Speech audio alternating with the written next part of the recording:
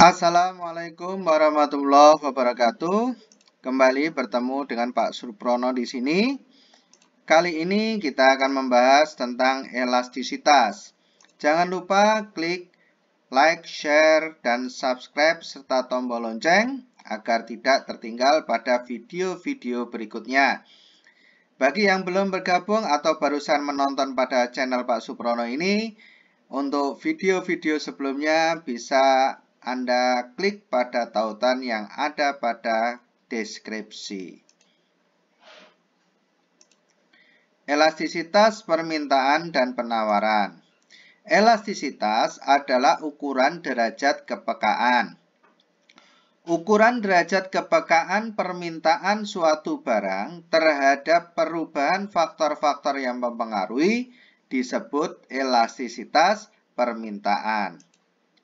Sedangkan ukuran derajat kepekaan penawaran suatu barang terhadap perubahan faktor-faktor yang mempengaruhi disebut elastisitas penawaran. Hal-hal yang mempengaruhi elastisitas permintaan.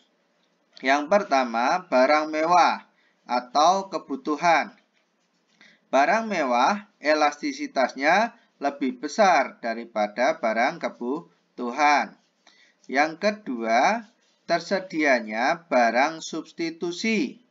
Elastisitas suatu barang akan lebih besar apabila tersedia banyak barang substitusi di pasar.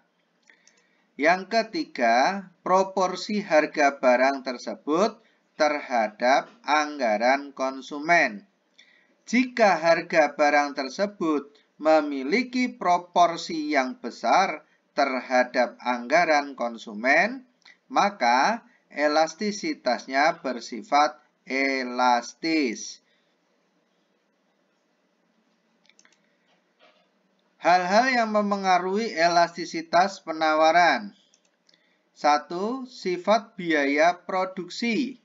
Semakin tinggi biaya produksi, elastisitas penawarannya semakin inelastis. Yang kedua, jangka waktu. Semakin lama waktu produksi, elastisitas penawarannya semakin inelastis.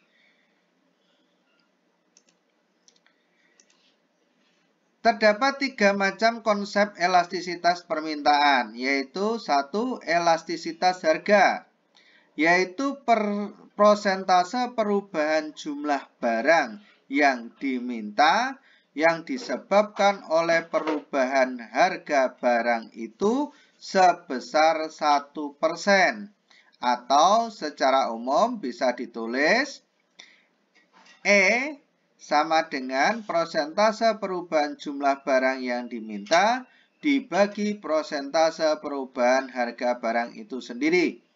Secara matematis diformulasikan E sama dengan Q2 min Q1 dibagi Q1 dibagi P2 min P1 dibagi P1. Sehingga diperoleh rumus E sama dengan delta Q per delta P dikali P1 per Q1. Kriteria ukuran elastisitas. Yang pertama, jika E lebih besar daripada 1 disebut elastis. E kurang dari 1 disebut inelastis. E sama dengan 1 unitary. E sama dengan 0 inelastis sempurna. E tak terhingga sama dengan elastis sempurna. Berikut bentuk kurvanya. Yang hitam ini adalah kurva inelastis. Yang biru adalah kurva unitary. E sama dengan 1. Sedangkan yang merah ini adalah kurva E lebih dari 1 adalah elastis. Jika digambarkan dalam bentuk kurva masing-masing sebagai berikut. Nah, ini adalah kurva elastis. E lebih besar daripada 1. Di mana di sini perubahan harga lebih kecil daripada perubahan kuantitas.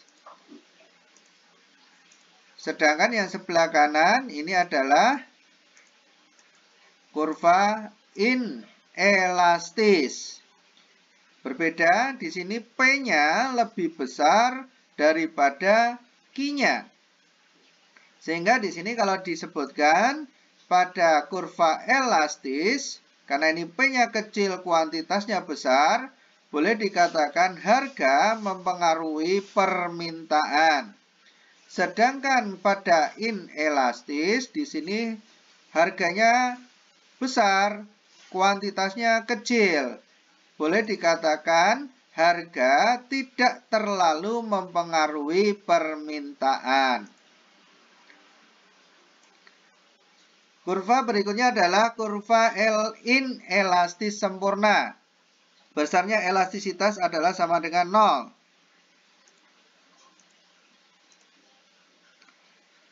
Nah, di sini harga naik terus.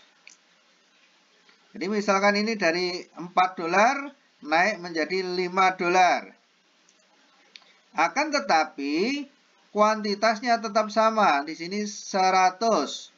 Jadi kenaikan harga pada inelastis sempurna ini tidak merubah kuantitas permintaan. Jadi kenaikan harga tidak merubah kuantitas permintaan.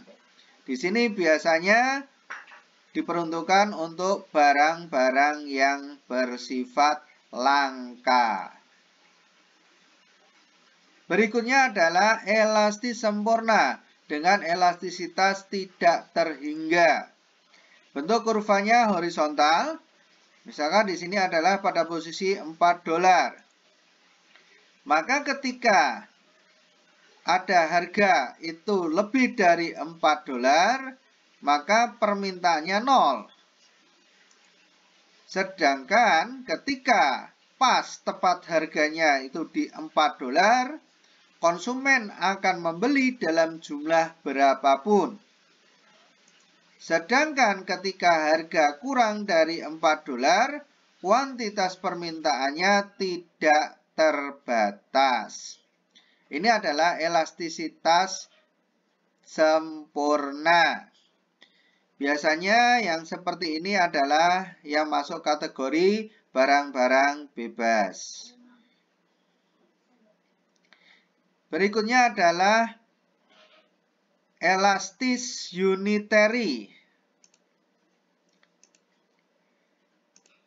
Elastis unitary di sini ketika terjadi kenaikan harga dari 4 dolar menjadi 5 dolar, ini berarti naik 25%, maka pada saat yang sama terjadi juga penurunan kuantitas permintaan sebesar 25%.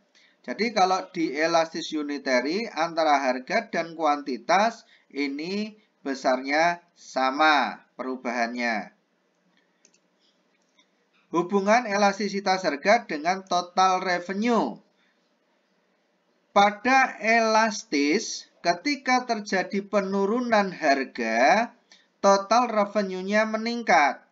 Akan tetapi, pada saat peningkatan harga, total revenue-nya malah turun.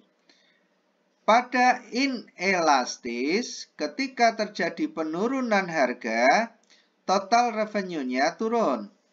Sedangkan ketika terjadi peningkatan harga, total revenue-nya naik. Pada unitary, baik terjadi pada saat penurunan harga maupun peningkatan harga, total revenue-nya selalu tetap. Yang kedua, elastisitas permintaan silang. Elastisitas silang atau sering disebut elastisitas permintaan silang yaitu prosentase perubahan jumlah barang yang diminta yang disebabkan oleh perubahan harga barang lain. Barang yang mempunyai hubungan sebesar 1%. merupakan kepekaan reaksi permintaan terhadap perubahan harga komoditi lain. Rumusnya, prosentase perubahan jumlah barang X yang diminta dibagi perubahan harga barang Y. Nilai elastisitas silang ini adalah mulai dari min sampai dengan plus. Kalau Pak Prono sering menyingkatnya sebagai BOSCOP.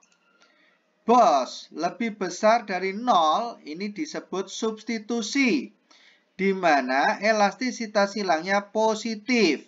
Ini lebih besar dari 0. Komoditi substitusi, misalkan mobil pribadi dan transportasi umum. Artinya, kenaikan harga mobil yang cukup tinggi akan berakibat naiknya permintaan transportasi umum. Berikutnya, KOK. Lebih kecil dari 0 adalah komplementer. Komplementer adalah barang pelengkap. Kalau substitusi tadi barang pengganti. E, silang bersifat negatif atau kurang dari 0. Komoditi komplementer misalkan mobil dan bensin. Artinya, kenaikan harga bensin yang sangat besar akan mengakibatkan penurunan permintaan terhadap mobil.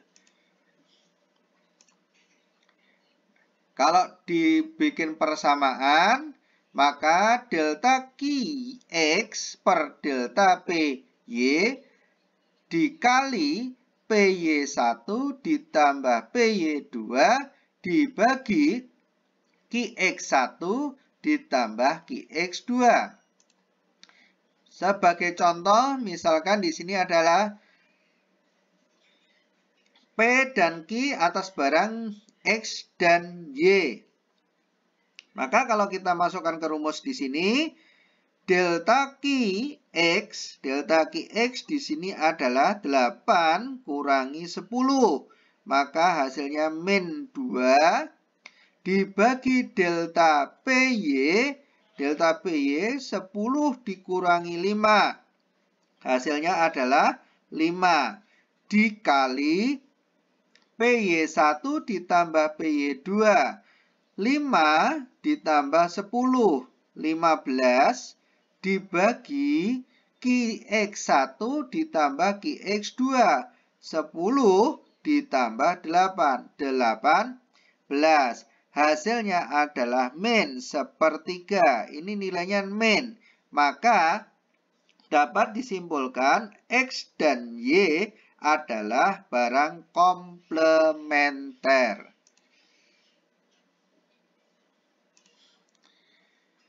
Yang ketiga adalah elastisitas pendapatan, yaitu prosentase perubahan jumlah barang yang diminta yang disebabkan oleh perubahan pendapatan real konsumen sebesar 1%, atau secara umum dapat dituliskan income sama dengan prosentase perubahan jumlah barang yang diminta dibagi prosentase perubahan pendapatan real. Positif, maka disebut barang normal. Negatif disebut barang inferior. Kurang dari 1 disebut barang kebutuhan pokok. Sedangkan lebih dari 1 disebut barang mewah. Dalam rumusan matematisnya adalah delta Q per delta M dikali M1 ditambah M2 dibagi Q1 ditambah Q2. Contoh, di sini M ini adalah Q. Ini adalah elastisitas pendapatannya. Kita lihat di sini M100 ke M200 ini selisihnya adalah 100. Q-nya 20 ke 40 ini selisihnya adalah 20 dikali M1 ditambah M2 itu adalah 300 dibagi Q1 ditambah Q2 60. Hasilnya adalah 1. 1 itu adalah barang mewah. Sedangkan kalau yang bawah ini hasilnya 0,34. Berarti ini kurang dari 1. Kurang dari 1 ini adalah barang primer. Ini barang primer ya. Dan yang berikutnya, yang bawah sini adalah barang inferior.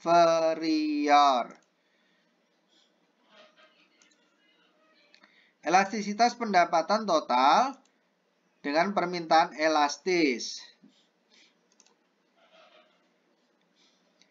Jadi di sini nanti ada kenaikan harga dari 4 dolar menjadi 5 dolar. Kita lihat, ini harga, ini posisi awal. Ini permintaan. Maka di sini ada pendapatan 200 US dollar. Maka di sini titik pertemuannya yaitu pada saat harga 4 dolar, kuantitasnya 50 dolar. Nah, bagaimana kalau terjadi kenaikan? Di sini harganya naik menjadi 5 dolar. Maka titik permintaannya akan bergeser. Nah, di sini pendapatan yang dikeluarkan akhirnya sebesar 100 US dollar. Ini mengakibatkan, karena adanya kenaikan harga ini, mengakibatkan penurunan pada pendapatan total dari 200 dolar menjadi 100 dolar. Elastisitas pendapatan jenis-jenis barang. Barang normal, barang inferior, di mana kenaikan pendapatan menaikkan jumlah barang yang diminta untuk barang normal. Tetapi pada barang inferior, kenaikan pendapatan menurunkan jumlah barang yang diminta. Permintaan individual. Efek perubahan pendapatan. Kenaikan pendapatan pada harga barang yang tetap menyebabkan konsumen merubah pilihan market basket mereka. Jadi, karena ada kenaikan pendapatan pada harga barang yang tetap, ini pendapatannya bertambah, tapi harga barangnya tetap, maka konsumen akan merubah jumlah barang yang mereka beli. Nah, ini pada gambar A ditunjukkan basket yang memaksimumkan utilitas pada berbagai pendapatan.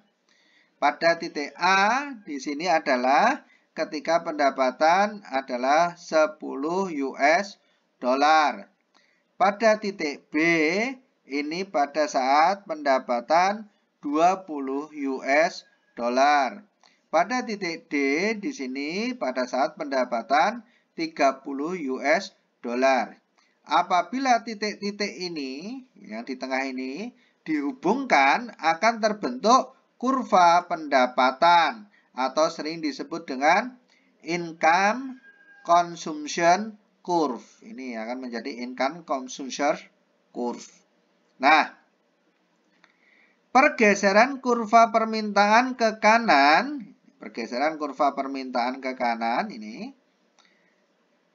akibat kenaikan pendapatan ditunjukkan pada gambar B ini. Gambar B ini menunjukkan perubahan permintaan akibat kenaikan pendapatan. Ini kalau kita hubungkan dengan kurva yang di atas. Nah, ini ya. Ini pada titik-titiknya. Titik-titik A, B, D ini kita ganti di sini menjadi E, G, H. Menjadi E, G, H. Ini sebenarnya bersesuaian antara A, B, D dengan E, G, H. Ini permintaannya bertambah karena harganya tetap, ini harganya tetap, sedangkan pendapatannya bertambah. Permintaan individual untuk barang inferior. Nah, ini kalau ini untuk barang inferior. Kenaikan pendapatan seseorang dapat saja berakibat pada penurunan konsumsi salah satu barang. Nah, ini misalkan contohnya adalah makan hamburger. Dianggap sebagai barang normal pada titik A dan B. Nah, ini pada saat titik A dan B, ini hamburger dianggap sebagai barang normal. Karena pada saat itu penghasilannya memang sesuai di situ. Akan tetapi, hamburger ini akan menjadi barang inferior ketika pendapatan semakin meningkat. Nah, ini selepas dari B, di sini pendapatan konsumen meningkat. Maka kurvanya akan melengkung. Melengkung ke kiri ini. Melengkung ke kiri. Nah, ini menjadi di titik C ini hamburger menjadi posisi adalah posisi barang inferior.